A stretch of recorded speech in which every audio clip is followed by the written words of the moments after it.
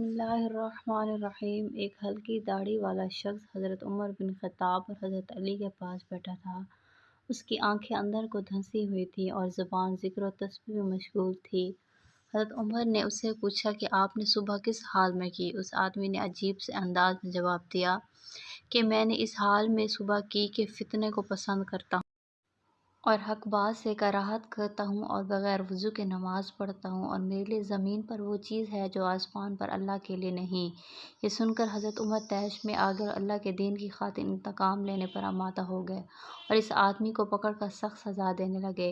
حضرت علی نے ہنستے ہوئے کہا، اے امیر المومنین، یہ شخص جو کہتا ہے کہ وہ فتنے کو پسند کرتا ہے، اس سے اس کی مراد مال اور اولاد ہے، جیسا کہ اللہ تعالیٰ کے اس فرمان میں مال اور اولاد کو فتنہ کہا گیا ہے۔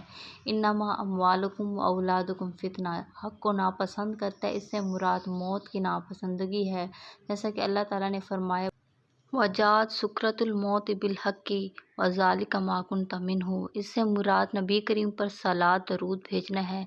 ظاہر ہے کہ صلاۃ کے لیے وضو ضروری نہیں، اور اس نے جو یہ کہا کہ اس کے لیے زمین پر وہ چیز ہے جو آسمان پر اللہ کے لیے نہیں، اس سے اس کی مراد بیوی بچے ہیں۔ ظاہر ہے کہ اللہ کی نہ بیوی ہے اور نہ اولاد، وہ ذات تو یکتا ہے، بے نیاز ہے، نہ اس کی اولاد ہے نہ وہ کسی کی اولاد ہے، اور اس کا کوئی ہمسر نہیں۔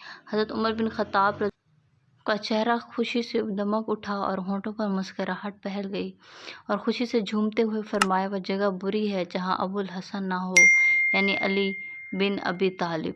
مزید ایسی ویڈیوز کے لیے ہمارے چینل کو سبسکرائب کریں، ویڈیو کو لائک کریں اور شیئر کریں۔ شکریہ۔